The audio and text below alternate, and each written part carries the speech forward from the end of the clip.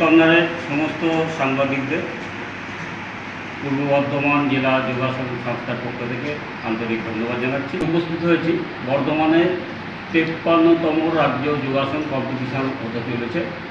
এই 53তম কম্পিটিশান বর্ধমানেই প্রথম হচ্ছে। এই 53 বছরে রাজ্য কম্পিটিশান বর্ধমানে প্রথম হচ্ছে। টাউন স্কুলে 14, 15, 16 আগস্ট 14ই আগস্ট স্কুল শেষ হয়ে যাওয়ার পর থেকে শুরু হবে, 4:30টার পর থেকে শুরু হবে এবং 16 তারিখে আমাদের বিকেল পর্যন্ত এটা চলবে। আমাদের এই কম্পিটিশানে সহযোগিতায় আছেন আমাদের যুব চেতনা এবং পৃষ্ঠপোষকতায় আছে আমাদের রাজ্য যোগাসন সংস্থা। আমাদের মোট 650 জন প্রতিযোগী এবং প্রতিযোগিনী অংশগ্রহণ করছে। 19টি জেলা থেকে আমাদের এই কম্পিটিশানে আসছে, গোটা পশ্চিমবঙ্গের 19টি জেলা থেকে। পুরুষ 270, মহিলা 380 এবং সবচেয়ে ভালো ব্যাপার যেটা 45 বছরের ঊর্ধ্বে আমাদের প্রতিযোগী এবং প্রতিযোগীরা নামবে এখানে অংশগ্রহণ করবে। ছোটরা আছে আমাদের 8 থেকে 45 বছর ঊর্ধ্বে গ্রুপগুলো আছে। 22টা গ্রুপে মোট এত 600, 650 প্রতিযোগিতা নাম। 45 বছরের ঊর্ধ্বে 25 জন মহিলা এবং 13 জন পুরুষ নাম। বর্ধমান টাউন স্কুলে হবে। এই হলো আমাদের অনুষ্ঠান সূচি এবং তার না হওয়ার কারণ আমরা সাংগঠনিক দিক দিয়ে এই কম্পিটিশান করার মতো অবস্থায় ছিলাম। এখন আমাদের মনে হচ্ছে আমরা যারা রয়েছেন দায়িত্ব তারা এটা করার মতো ক্যাপাবিলিটি আছে। যোগাসনের ক্ষেত্রে দীর্ঘদিন ধরে আপনারা চেষ্টা করছেন, ট্রেনিং দিচ্ছেন ইত্যাদি ইত্যাদি। মানে যোগাসন যেখানে যাওয়ার কথা, যে র্যাঙ্কে বা রাজ্য বলুন বা ভারতবর্ষে বলুন বা ভারতবর্ষের বাইরে বলুন, বাংলার ছেলে মেয়েদের যেভাবে যোগাসনে বিভিন্ন রকম পদক জিতছে, তারা ভালো সাফল্য পাচ্ছে, উপরতলায় গিয়ে ঠিক সেই সাফল্যটাকে ধরে রাখা যাচ্ছে না কেন? আমাদের আগের অ্যাসোসিয়েশনগুলো চালিয়েছে কিছু আয়রনম্যান বা কিছু ওয়েল লিফটার, এনারা অ্যাসোসিয়েশনগুলো দেখভাল করতেন। যোগাটার যে লোক যারা চালাচ্ছে বর্তমানে, এখন যেমন যোগার লোকেরা চালাচ্ছে, সেই জন্য আগের থেকে এখন একটা পর্যায়ে এসছে। আগে সবাই নিজের দিকটা দেখতে গিয়ে নিজেদের মতবাদগুলোকে ঠিক করার জন্য অনেকগুলো অ্যাসোসিয়েশনে ডিভাইড হয়েছিল। সেই ডিভাইড হওয়ার জন্যে আমরা যেমন ন্যাশনাল করেছি, বঞ্চিত হয়ে আছে। এই ন্যাশনাল করার পরেও বঞ্চিত হয়ে আছে একটাই কারণ, আমাদের অ্যাসোসিয়েশন অনেকগুলো, যেমন ক্যারেটাতেও আছে এরকম। সেই জন্যই উন্নতিটা তো আমরা তৎকাল শিখরে পৌঁছতে পারব না। চাকরির ক্ষেত্রে হচ্ছে এতদিনের বর্তমানে হচ্ছে, আগে হতো না। আমি যেমন পরীক্ষা দিয়েছি যখন দেয়নি, আমার ন্যাশনাল পরীক্ষা ন্যাশনালে 3 বার সুযোগটা পায়নি। কিন্তু বর্তমানে ছেলেমেয়েরা চাকরিও পাচ্ছে, তবে অন্য অ্যাসোসিয়েশনের মাধ্যমে তারা পাচ্ছে। সেটা তাদের যোগাযোগটা একটুখানি সরকারিভাবে বেশি হয়েছে। কিন্তু অল্প দিনের অ্যাসোসিয়েশন, আমাদের অ্যাসোসিয়েশন 53 বছর ধরে চলছে।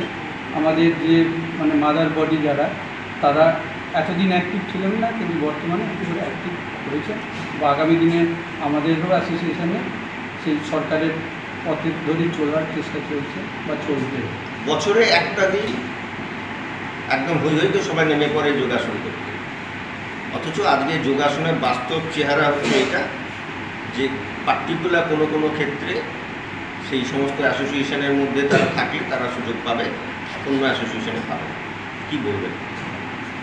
এখন বর্তমানে সবাই অ্যাসোসিয়েশনগুলো এক হওয়ার চেষ্টা চলছে। এখন যে সরকার স্কিম বা গত সরকার থেকে চলছে অ্যাসোসিয়েশনগুলো এক করার জন্য। পরে একটা হয়ে গেলে তখন তো সব একসাথেই হয়ে যাবে সবাই, তখন আমাদের উন্নতি হবে। অন্য স্টেটে আমাদের বেঙ্গল করলে ছেলেরা চাকরি পায়, মহারাষ্ট্র, তারপরে কেরালা, কর্ণাটক, এদিকে সব ছেলেরা চাকরি পায়। আমাদের কিন্তু এখানে বেঙ্গল করার পরেও আমরা বঞ্চিত হয়ে আছি। সেজন্য এরকম করতে গেলে আমাদের সবাইকে এক হতে হবে। বছরের কয়েকটা দিন, নির্দিষ্ট দিনে যোগ নিয়ে ভালো রকম অনুষ্ঠান হয়, প্রচারও হয়। কিন্তু নতুন সরকার, আপনি বলছেন প্রধানমন্ত্রী থেকে মুখ্যমন্ত্রী সবাই ওই যোগের অনুষ্ঠানটা অংশ নিয়েছে। এবার বর্ধমান থেকে কি আপনারা এই যোগকে পাঠ্যসূচির অন্তর্ভুক্ত করার জন্য কোনো আবেদন জানাবেন বা এরকম কোনো বা সুপারিশ করবেন? আমাদের বছর ধরে চলছে আমাদের এই সংস্থা, অনেকগুলো সংস্থা তো ডিভাইডেড আছে, সেক্রেটারি বললেন। তো আমরা উন্নতি কিন্তু আমাদের যোগের উপর যে উন্নতিটা আমরা চেষ্টা করে চলেছি, নিরন্তর চেষ্টা করে চলেছি, তার জন্যই আমরা 53 বছর ধরে রাখতে পেরেছি।